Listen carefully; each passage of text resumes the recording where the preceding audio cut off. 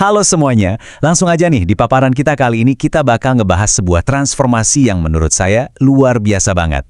Bayangkan gimana caranya mengubah sebuah resep saus enak yang biasa kita bikin di dapur rumah jadi produk komersial yang legal, tahan lama, dan siap mejeng di pasaran. Buat Anda yang mungkin pernah kepikiran mau mulai bisnis kuliner rumahan tapi masih bingung dari mana mulainya, nah Anda ada di tempat yang pas banget.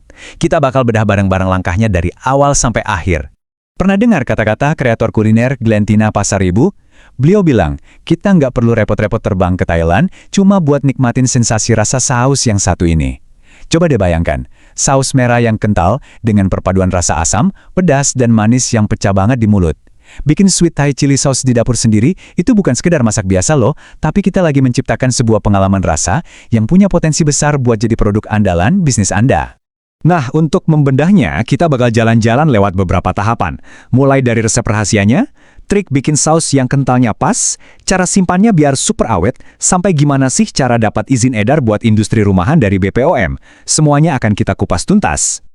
Oke, kita langsung masuk ke langkah pertama yang paling fundamental, resepnya. Bisnis kuliner itu kan ujung-ujungnya selalu soal rasa yang bikin orang ketagihan ya kan? Bahan-bahannya sebenarnya gampang banget dicari. Kita pakai cabai merah, dan kalau mau ada tendangan ekstra, campur aja sama cabai rawit merah. Lalu ada bumbu dasar, bawang putih, dan bawang merah. Tapi kunci keajaiban rasanya tuh ada di perpaduan cuka apel atau jeruk nipis dengan gula pasir. Ini nih yang mengunci profil rasa asam manis khas Bangkok yang seger banget. Oh ya, jangan lupa siapin tepung maizena buat pengentalnya. Cara bikinnya simple banget, blender semua bumbu, gula, dan cukanya. Terus rebus di panci, jangan lupa kasih garam. Nah, perhatikan baik-baik tahap akhirnya, karena ini super krusial. Waktu Anda masukin larutan maizena, pastikan sausnya benar-benar dimasak lagi sekitar 1 atau 2 menitan sampai matang sempurna. Kenapa harus gitu? Karena masak saus sampai benar-benar matang di akhir, itu adalah fondasi utama biar saus Anda awet pas nanti dijual. Ngomong-ngomong soal maizena dan tekstur, ini sering banget jadi momen deg-degan di dapur kan? Pernah nggak sih ngalamin, udah capek-capek masak saus rasanya udah enak, pasti kental kan malah beruntusan atau menggumpal. Wah, rasanya pengen nangis kan? Menambahkan pengental kayak maizena itu bisa dengan mudah merusak satu panci penuh saus kalau tekniknya salah. Padahal kalau buat bisnis, tekstur saus yang konsisten dan mulus itu harga mati. Biar gak gagal, ada 4 trik nih yang menjamin tekstur saus Anda bakal semulus buatan profesional. Pertama, larutan maizena itu cepat banget mengendap, jadi aduk cepat tepat sebelum dituang. Kedua, tuangnya pelan-pelan aja sambil terus dicek kentalnya. Ingat, saus itu bakal makin mengental pas sudah dingin. Ketiga, pas maizenanya masuk, aduk saus secepat kilat biar nggak menggumpal kaget kena panas. Dan terakhir, kalau kentalnya udah pas, langsung matikan api. Jangan asik direbus terus, nanti airnya menguap dan saus Anda malah jadi kayak lem. Nggak mau kan? Oke, sausnya udah matang sempurna, rasanya juara, dan teksturnya mulus banget. Langkah selanjutnya apa nih? Buat calon pebisnis, kita wajib tahu cara simpannya. Coba tebak, saus rumahan kayak gini sebenarnya bisa awet berapa lama? Percaya nggak percaya, kalau caranya benar, saus Anda bisa tahan dengan sangat aman sampai 6 bulan. Yap, setengah tahun. Tapi, itu cuma berlaku kalau kita ngikutin protokol penyimpanannya dengan ketat. Begini aturan mainnya. Jangan pernah, sekali lagi, jangan pernah masukin saus panas langsung ke kulkas. Biarin dulu di suhu ruang maksimal 2 jam, atau kalau mau cepat, taruh wadahnya di atas es. Setelah dingin, pindahkan ke wadah plastik.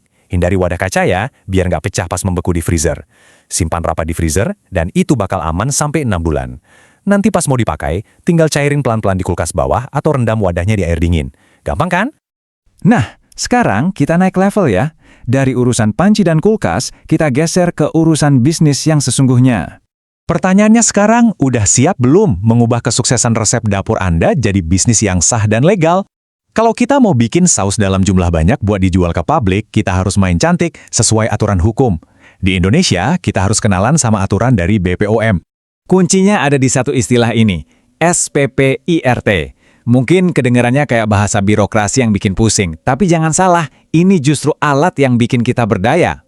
Sertifikat ini ibarat tiket emas dari BPOM, biar usaha mikro dan dapur rumahan bisa jualan makanan secara legal ke pasar atau supermarket.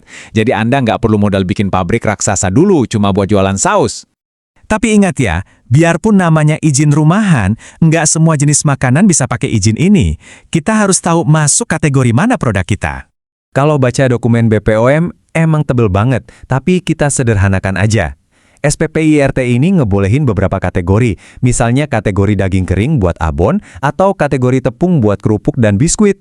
Nah, yang paling penting buat kita ada di kategori 09, yaitu tentang bumbu. Disinilah sambal Bangkok kita bernaung. Sambal atau saus yang udah dimasak itu masuk daftar hijau yang sangat diizinkan buat industri rumahan. Biar makin jelas, kenapa sih saus kita boleh pakai izin rumahan? Karena intinya, SPPIRT mengizinkan produk yang tahan di suhu ruang, produk kering, atau sambal yang udah dimasak pakai panas. Syaratnya, jangan dikemas ala kalengan kedap udara atau bahasa kerennya hermetis. Makanan bahasa kalengan atau yang butuh pasteurisasi canggih itu beda kelas. Itu udah masuk ranah izin BPOM tingkat atas. Jadi, dengan cara masak dan simpan yang udah kita bahas tadi, sambal Bangkok Anda udah sangat pas dan mematuhi aturan izin rumahan ini. Jadi, dari semua obrolan kita, sadar nggak sih kalau dapur rumah Anda itu lebih dari sekedar tempat masak?